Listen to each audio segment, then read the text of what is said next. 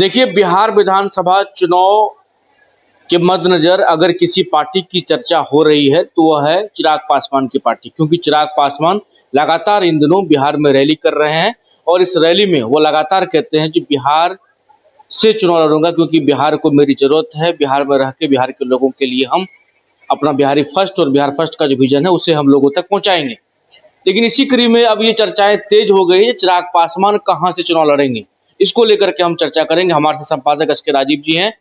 चिराग पासवान कहाँ से चुनाव लड़ने जा रहे हैं, ये भी चर्चा अब तेज होगी, शायद इससे पर्दा भी अब हट गया है, क्या कहेंगे? अंशु, आपको याद होगा जी कि आज से लगभग एक सप्ताह पहले मैं आपसे जब संवाद कर रहा था आपके साथ, मैंने आपको कहा था कि चिराग पासवान बिहार की राजनीति में जो अभी वो रैली कर रहे हैं, ये सिर्फ रैली तक ही सीमित नहीं रहेंगे, बल्कि ये आने वाले समय में बिहार में चुनाव लड़ेंगे। और देखिए, अंततः आज अरुण भारती जो उनके बहनोई हैं, सांसद हैं जमुई से, उन्होंने दिल्ली में एक बयान दिया है।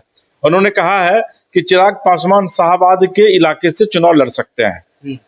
और उन्होंने यह कहा है कि जो आगामी बैठक होगी संसदीय दल की, उसमें यह तय कर लिया जाएगा कि शाहबाद में किस सीट से वह चुनाव लड़ेंगे। अब देखिए, इस पूरी रणनीति को समझने की आवश्यकता है। ये जो राजनीतिक रणनीति है चिराग पासवान की, चिराग पासवान इतने एम्बिशियस हैं, इतने महत्वाकांक्षी हैं कि उन्होंने जब भीड़ देखा कि भाई भोजपुर की रैली में उन्होंने बड़ी एक ह्यूज क्राउड को उन्होंने देखा, अभी राजगीर में जो नीतीश जी का क्षेत्र था वहां उन्होंने देखा, 6 तारीख को छपरा में रैली है, उनको ये लग रहा है कि भाई मोदी जी की रैली में जितनी भीड़ होती है उतनी भीड़ तो हमारी भी रैली में हो रही है, तो हम तो निश्चित तौर पर बिहार में बड़े नेता हैं। और चिराग पासवान यही चाह रहे थे। और देखिए, उनकी जो स्ट्रेटेजी है, जो कोई भी उनकी स्ट्रेटेजी को बना रहा है या खुद बना रहे हैं, वो निश्चित तौर पर एक अच्छा पॉलिटिशियन है, एक अच्छा स्ट्रेटेजिस्ट है। और अभी तक जो पीके कहते हैं खुद को कि मैं बहुत बड़ा स्ट्रेटेजिस्ट हूँ, मुझे लग रहा है कि चिराग के इस स्ट्रेटेजी उनको सीख लेनी चाहिए, क्योंकि चिराग पासवान आने वाले दिनों में बिहार के मुख्यमंत्री बनेंगे, ये भविष्यवाणी उन्होंने कर दी है।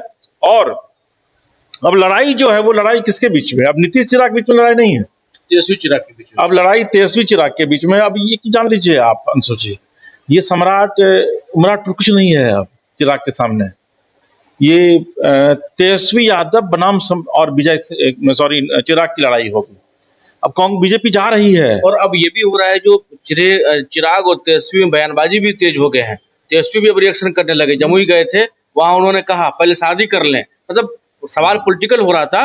वो कह रही जो हमसे बड़े हो शादी करे, बातों घुमाया जाता है। इस चीज को उठाया किसने? इस को पहले तेजस्वी ने उठाया। तेजस्वी जब चिराग पर हमलावर हुए तो अब चिराग के निशाने पर कोई नहीं रहता है। अब चिराग के निशाने पर सीधा लालू परिवार, सीधा तेजस्वी यादव रहते हैं। अब देख लीजिए ना, अभी थोड़ी देर पहले हम आप बीजेपी कार्य समिति की बैठक से आए, राजनाथ सिंह जैसे बड़े नेता के निशाने पर सिर्फ और सिर्फ लालू प्रसाद यादव उनका पूरा परिवार था, उसी तरह वो कुछ बात नहीं कर रहे थे। तो चिराग को चूंकि पता है कि बिहार की राजनीति में अगर उनको खुद को सस्टेन करना है, रखना है, तो उनके वो जब तक लालू परिवार को निशाने पर नहीं लेंगे तब तक उनको वोट नहीं मिल पाएगा। जो उनका वोटर कौन है?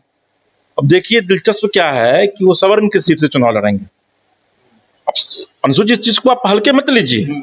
एक चिराग पासवान, उनके फादर हमेशा हाजीपुर से चुनाव लड़ते रहे, जो सुरक्षित सीट है, और उनका बेटा जो है वो एक सामान्य सीट से चुनाव लड़ेगा विधानसभा में।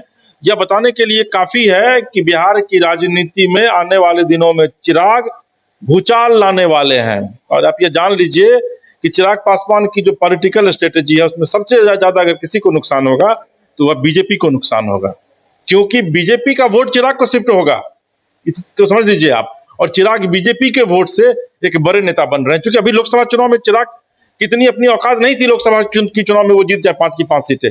बीजेपी के वोट को उन्होंने शिफ्ट करवाया, क्योंकि एनडीए के साथ हुआ है। अब चिराग जो कर रहे हैं वो अब बीजेपी के वोट के बदौलत चिराग अपना कद आज की तारीख में इतना बड़ा कर लिए हैं कि सम्राट चौधरी, जिसको मुख्यमंत्री बनाने की सोच रही है बीजेपी, तो ये सम्राट चौधरी जैसे नेताओं को वो ऐसे करके चलते हैं, आप हाथ में जीत वो नहीं रुकेंगे, जबकि आपको जानते हैं। इसीलिए कि सम्राट चौधरी के पास कोई वोट बैंक नहीं है, चिराग के पास वोट बैंक है। और चिराग वोट बैंक को और ज्यादा प्रभावित करने के लिए उतने ही ज्यादा विनम्र हो जा रहे हैं, झुक जा रहे हैं।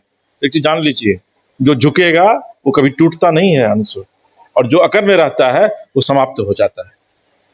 बिल्कुल, जो झुकेगा वो टूटेगा नहीं, जो अकड़ में रहता है वो समाप्त हो जाता है। ये तमाम बातें हम आपको दिखवा रहे थे, तमाम बातें हम आपको सुनवा रहे थे। ऐसे तमाम खबरों को देखने के लिए बने न्यूज़ बाय स्कूप के साथ। घर रहने का मकान भर नहीं, ये खुशियों की तिजोरी है। दरवाजे पर दस्तक देता पड़ोस, खिड़कियों से उमड़ आता आसमां, तारों में उलझी ऐसी ना जाने कितनी दास्तां। कहती हैं चले डायमंड सिटी, एक सफर हम सफर के साथ अपने घर तक। Diamond city, life long bonding, 500 से ज्यादा खुशहाल डायमंड परिवार। जल्दी करें, सिर्फ 200 फ्लैट बाकी, आज ही बुक करें अपना आशियाना। झारखंड में पहली बार मजा लीजिए क्रेजी रिवर का। प्राकृतिक वादियों के बीच 6 एकड़ में बने वाटर पार्क का आनंद पूरे परिवार के साथ लें। Aquatica funplex water park, a complete family park, excitement का भरपूर dose, huge cyclone slide, WMPS big family pool with 13 slides, big wave pools with high waves, kids के लिए अलग से play area, octopus rain dance, pendulum slides, top class restaurant, साथ ही senior citizen के लिए स्पेशल अरेंजमेंट। पूरी family के साथ बिताएं दिन भर मस्ती के पल। इक्वाटिका funplex water park near Remta dam, चुकरू मोड़, रांची।